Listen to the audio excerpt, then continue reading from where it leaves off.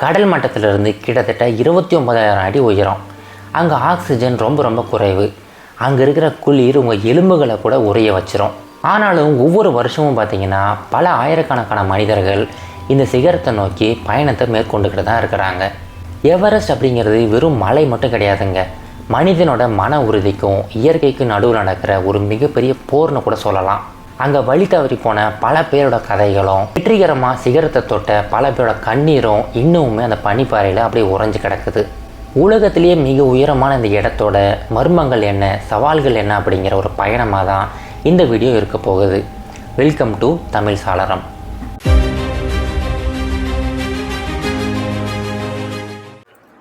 இந்த உலகத்தில் இருக்கிற கோடிக்கணக்கான மக்களோட ஆகச்சிறந்த கனவு என்னென்னு பார்த்தீங்கன்னா, இந்த எவரெஸ்ட் சிகரத்தோட உச்சியில் போய் நிற்கிறது தாங்க. பூமியோட மிக உயர்ந்தமான புள்ளியை நம்ம காலுக்கு அடியில் வச்சு எப்படி இருக்குன்னு நினச்சி பார்க்கும்போதே வருஷக்கணக்காக உழைக்கவும் பல தியாகங்கள் செய்யவும் நமக்கு ஒரு பெரிய உத்வேகத்தை தரும்.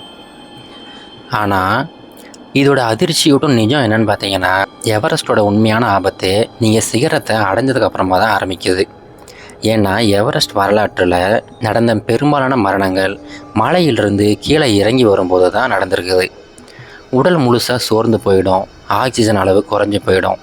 நாம் எடுத்து வைக்கிற ஒவ்வொரு அடியுமே உயிருக்கான போராட்டமாக மாற ஆரம்பிச்சிடும். ஒரு முழு எவரெஸ்ட் பயணத்தை முடிக்க 2 மாதம் ஆகுங்க.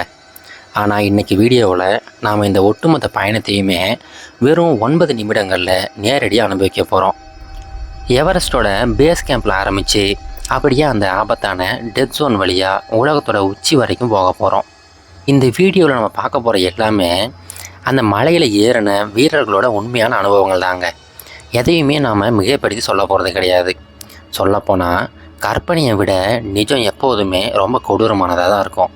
எல்லாத்த விட ஒரு உரைய வைக்கிற உண்மை என்னென்னா, எவரெஸ்ட்டில் உயிரிழந்த பலருடைய உடல்கள் இன்றைக்கும் அங்கேயே தான் இருக்குது. சில உடல்கள் பனிக்குள்ளே புதைஞ்சு கிடக்குது. சில உடல்கள் பல தசாப்தங்களாக அப்படியே உறைஞ்சி போயிருக்குது. இன்னும் சில உடல்கள் இந்த மலையில் ஏறவங்களுக்கு வழிகாட்டுற அடையாள குறியீடுகளாக கூட மாறிடுச்சுங்க. உலகத்தோட மிக அழகான இடங்களில் ஒன்று எவரெஸ்ட். அதே சமயம் உலகத்தோட மிக கொடூரமான அப்புறம் இரக்கமில்லாத இடமும் அதே எவரெஸ்ட் தாங்க. இப்போ நம்ம பார்க்குற இந்த வழி தாங்க வீரர்கள் எவரெஸ்ட் சிகரத்தை அடையிறதுக்கு பயன்படுத்துகிற உண்மையான பாதை. தூரத்துலேருந்து பார்க்கும்போது எவரெஸ்ட் ரொம்ப அமைதியாக ரொம்ப சாந்தமாக தெரியும். ஆனால் நிஜத்தில் இங்கே சில நிமிடங்கள்லேயே வானிலை தலைகளாக மாறுங்க. நீங்கள் செய்கிற ஒரு சின்ன தப்பு உங்கள் உயிரையே பறிச்சிடும். இங்கே உயிர் பிழைக்க வெறும் அனுபவம் மட்டும் போதாதுங்க. ஏன்னா இங்கே யாருங்கிறத பற்றி இந்த மலைக்கு எந்த கவலையுமே கிடையாது. இந்த பயணம் கடல் மட்டத்திலிருந்து சுமார் 17,600 அடி உயரத்தில் இருக்கிற எவரெஸ்ட் பேஸ் கேம்பில் இருந்து ஆரம்பிக்க போகுது. இந்த உயரத்தில் மலையேற்ற வீரர்களுக்கு தலை சுற்றல், மூச்சு திணறல், கடுமையான தலைவலி வர ஆரம்பிக்கும்.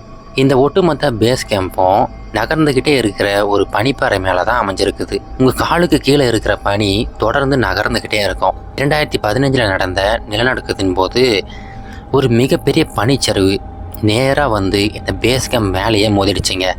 கண்ணிமைக்கும் நேரத்தில் குறைஞ்சது 19 பேருக்கு மேலே உயிரிழந்துட்டாங்க. பேஸ் கேம்பை தாண்டின உடனே வர்றது தான் எவரெஸ்ட்டோட முதல் மிகப்பெரிய சிம்ம சொப்பனம், கும்பு ஐஸ்ஃபால். பல அனுபவமிக்க வீரர்கள் இதுதான் மிக ஆபத்தான பகுதின்னு கருதுகிறாங்க. இங்கே நிலையில்லாத பிரம்மாண்டமான பனிப்பாறைகளும் ஆழமான பனிப்பிளவுகளும் இருக்கும். இங்கே இருக்கிற சில பனிப்பிளவுகளை தாண்டறதுக்கு ஒரே வழி குறுகலான அலுமினிய ஏணிகள் மேலே நடந்து போகிறது மட்டும்தான்.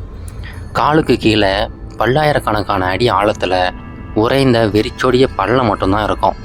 வீரர்கள் அந்த ஏணி மேலே மெதுவாக நடந்து போவாங்க. பெரும்பாலான வீரர்கள் இந்த பகுதியை நள்ளிரவில் தான் கடப்பாங்க. சூரியன் உதித்த உடனே பனி உருகி அது சரிஞ்சு விழுற ஆபத்து ரொம்ப அதிகமாகிடும்.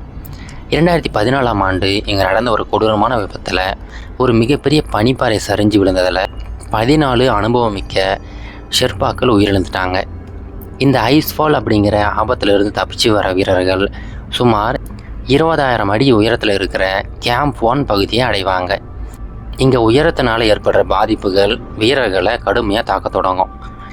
இதற்கு அடுத்து வர்றது வெஸ்டர்ன் சும், பிரம்மாண்டமான பனி அப்புறம் பாறை சுவர்களால் சூழப்பட்ட ஒரு பள்ளத்தாக்கு. இங்கே தான் 21,000 அடி உயரத்தில் கேம்ப் 2 அமைஞ்சிருக்குது. இங்கே காற்றோட அளவு ரொம்ப மெல்லிசாக இருக்குங்க. இதனால் தண்ணீரை கொதிக்க வைக்கிறது, காலுக்கு பூட்ஸ் போடுறது, ஏன் பேசுகிறது கூட ஒரு மிகப்பெரிய போராட்டமாக தாங்க இருக்கும். இங்கே இருக்கிற மிகப்பெரிய ஆபத்துகள் கண்ணுக்கு தெரியாது. பல வீரர்கள் உயர பாதிப்பு, பக்கவாதம், மாரடைப்பு, அப்படி இல்லைன்னா கடுமையான உடற்சோர்வினால் இங்கே இறந்து போயிருக்கிறாங்க. கேம்ப் 2க்கு அப்புறமா இன்னும் கடுமையான சவால்கள் ஆரம்பிக்க போகுது. இதுதான் 24,000 அடி உயரத்தில் இருக்கிற கேம்ப் 3, பனிச்சுவர்களில் ஏறுறது. இந்த முகாம் மலையோட செங்குத்தான பனிச்சுவர்களில் அப்படியே தொங்கிக்கிட்டு இருக்கிற மாதிரி இருக்கும். வீரர்கள் தூங்கும்போது சரிஞ்சு கீழே விழுந்துடக்கூடாது அப்படிங்கிறதுக்காக பனியை குடைஞ்சி கூடாரங்கள் அமைச்சிருப்பாங்க. இங்கே உங்கள் கால் ஒரு முறை சரிக்கினாலும் நீங்கள் நூற்றுக்கணக்கான அடி ஆழத்தில் விழுந்துடுவீங்க. இப்போ நம்ம கேம்ப் 3யை தாண்டின உடனே ஆரம்பமாகுதுங்க டெத் ஜோன்.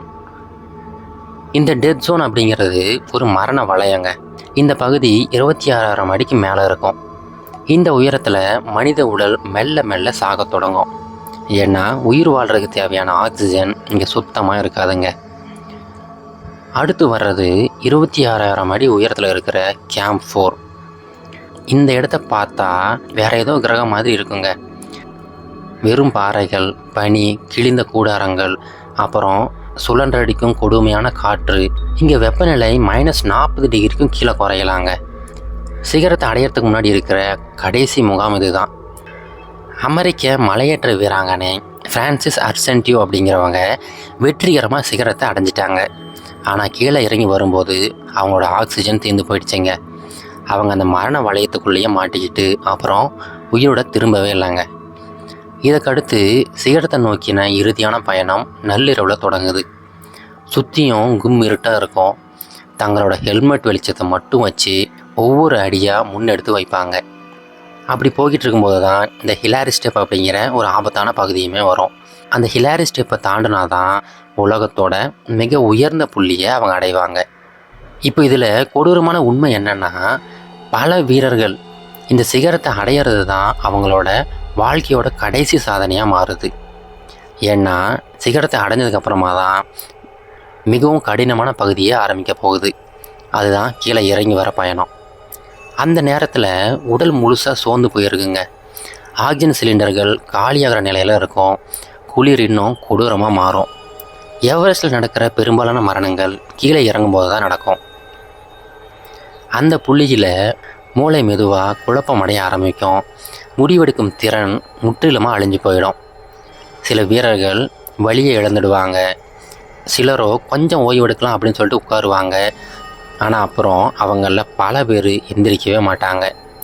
அந்த உயரத்தில் ஒருத்தரை மீட்கிறது அப்படிங்கிறது சாத்தியமே இல்லாத விஷயங்க. 1922ஆம் ஆண்டிலிருந்து குறைஞ்சது 344 பேர் எவரெஸ்டில் உயிரிழந்திருக்காங்க. 200க்கும் மேற்பட்ட உடல்கள் இன்றைக்குமே இந்த மலை முழுக்க அங்கங்கே சிதறி கிடக்குதுங்க. அவங்க எல்லாருமே உலகத்தோட உச்சி பகுதியில் போய் நிற்கணும் அப்படின்னு சொல்லிட்டு ஒரு கனவோடு வந்தவங்க தான். இன்றைக்கும் எவரெஸ்ட் மனிதனோட துணிச்சல், லட்சியம், கனவுகள், அப்புறம் ஒரு கொடூரமான யதார்த்தத்தின் வாழும் அடையாளமாக நிமிர்ந்து நின்றுக்கிட்டு இருக்குதுங்க. எவரெஸ்ட் அப்படிங்கிறது வெறும் மலை மட்டும் கிடையாதுங்க. அது ஒரு மனிதன் தன் வாழ்க்கையில் எதிர்கொள்ளக்கூடிய மிக கடுமையான சோதனை. இந்த எவரெஸ்ட் பயணம் உண்மையிலே ஒரு சாதனை தானா அப்படின்னு சொல்லிட்டு உங்களுடைய கருத்துக்களை கமெண்ட்ஸில் சொல்லுங்கள். இந்த வீடியோ உங்களுக்கு பிடிச்சிருந்தா மறக்காமல் லைக் பண்ணுங்கள். இது போன்ற இன்னும் பல சுவாரஸ்யமான வீடியோக்களுக்கு நம்ம சேனலை சப்ஸ்கிரைப் பண்ணிக்கோங்க. அடுத்த வீடியோவில் சந்திப்போம். நன்றி.